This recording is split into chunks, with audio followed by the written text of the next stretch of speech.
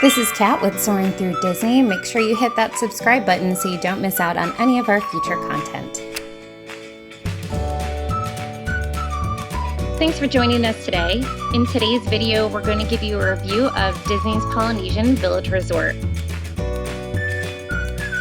In this video, we're going to talk about the location, transportation options, on-site amenities, rooms. We'll even give you a tour of our DVC room, costs, and of course, give you our overall thoughts on the resort. So first, let's talk about location. The Disney Polynesian Village Resort has prime resort location. It's located just across the Seven Seas Lagoon from the Magic Kingdom, which makes it a monorail resort, which also puts it just one transfer away from Epcot. The monorail is the fastest free transportation on Disney property, which does add to the price, and it is considered a deluxe resort as well as a Disney Vacation Club resort. But that location comes with some great bonuses. So you can see the electrical water pageant, as well as the Magic Kingdom fireworks at night from the beach of the resort, and they even pipe in the music so you get the full effect of being in the theme park.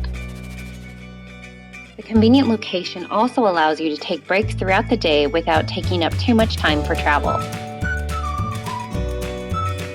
Transportation options. Given its prime location, you get access to many different transportation options. The monorail is walking distance to the ticketing and transportation center, water taxis, buses, and minivans. The monorail goes directly through the property, and it's a short walk, about 5 to 10 minutes, to the ticketing and transportation center where you can transfer to Epcot's monorail. There is also a landing where you can access the water taxi, which takes you to the Magic Kingdom. Sometimes early morning lines are shorter for the water taxi than the monorail, so this is definitely a plus. The buses also come right to resort and will take you to Disney Springs, Animal Kingdom, and Hollywood Studios. You also have the option of ordering a minivan through the Lyft app, which is a car service that Disney offers on property. Unlike Uber or traditional Lyft, this won't take you off Disney property, it will only take you to other Disney locations. There's plenty of options to get around and some of the best out of all the Walt Disney World resorts. On-site amenities. The Polynesian Resort features 2 gift shops, Boutique and Moana's Mercantile. Moana's Mercantile has sundries and snacks. And there's also a coffee shop sushi bar known as Kona's Island. There are 2 sit-down restaurants, Ohana and Kona Cafe, and multiple quick-service cafes such as Cook's. 2 different pools, the lava pool, which has the volcano slide, and the oasis pool. And there's an added bonus of the kids' splash area, so you don't have to worry about those little ones running off jumping into the deep end of the pool when you're not looking. There are 5 different bars, including Trader Sam's and Tambu Lounge, and it also features the Spirit of Aloha dinner show, as well as Lilo's Playhouse, which provides childcare so mom and dad could go out and have some fun without worrying about the little ones.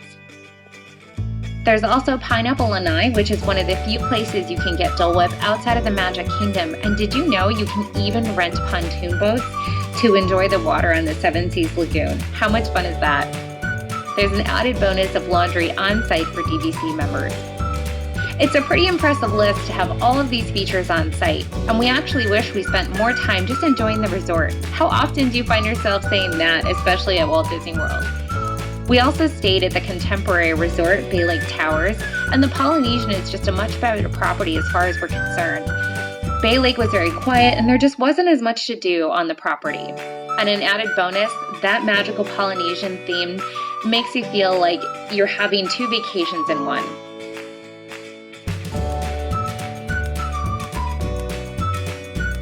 Rooms. Let's take you on a tour of our room. This is a Disney Vacation Club room, which features 2 bathrooms, closet, a kitchenette, trundle bed, sleeper sofa, and queen-size bed. The first bathroom is the larger of the 2 bathrooms with a sink, tub, shower, and toilet. On the left, you'll see a full-length mirror, which also connects to the other room, then a closet that comes with a safe, iron, and pack-and-play. The second bathroom features just a standing shower and a sink, which still helps everybody to get ready in the morning and get out of the door on time. A pro tip, it also hosts the pack-and-play, which we will show you in a little bit, and this is great for parents with little ones who go to bed early. It means you don't have to, and they can sleep in peace. And there's also these great H2O products, which we are obsessed with.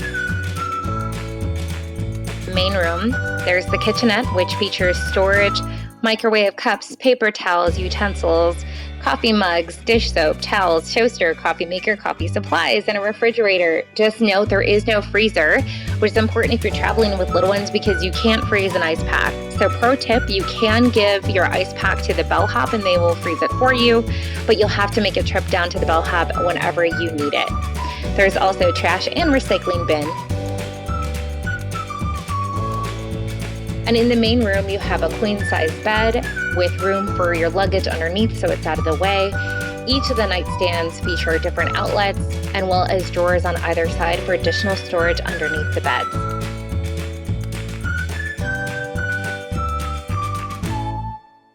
The pull-out sofa is next to the bed with a coffee table that is hollow so it can hold the pillows from the sofa bed when that's in use. And here's this great little guy from the Great Ceremonial House and a small table.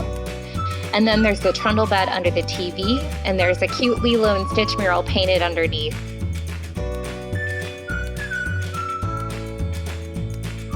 And here's a feature that we're most excited about. The pack and play fits in the bathroom.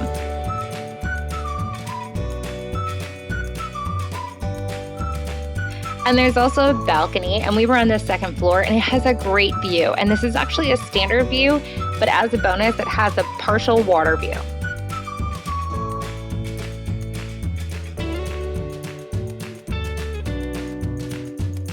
So let's talk about the cost. And well, it's Florida. So there also happened to be a monsoon that hit when we were here. Anyways, we're DVC members, and if you're a DVC member, then you know that there's a level of points required depending on the year, time of year, and the view that you request. It does start at about 16 points in 2020, and if you're paying cash, rooms start at $527 a night, but it can easily get into the thousands depending on which room type you select, and even the bungalows, especially if you're really fancy and traveling with a crowd. There's also club level rooms, as well as standard view, garden view, theme park view, and pool view rooms. In closing, this resort has so many great features that you just can't beat. And if you can swing it in the budget, or you can rent DVC points, which is another great option, we highly recommend this resort, which is why it is our home resort. Especially if you have little ones, because that monorail just makes things so fast getting back and forth on Disney property, and it's perfect to come back to your resort for those afternoon naps. The resort theming is top notch and really is a vacation in itself when you just look at all the resort has to offer. I'm Kat with Soarin Through Disney, and we hope you enjoyed this video. Please give us some likes and comment down below with any questions that you may have, and make sure to hit that subscribe button so you don't miss out on any new content. You can also follow us on Instagram at official Soarin Through Disney. Have a magical day.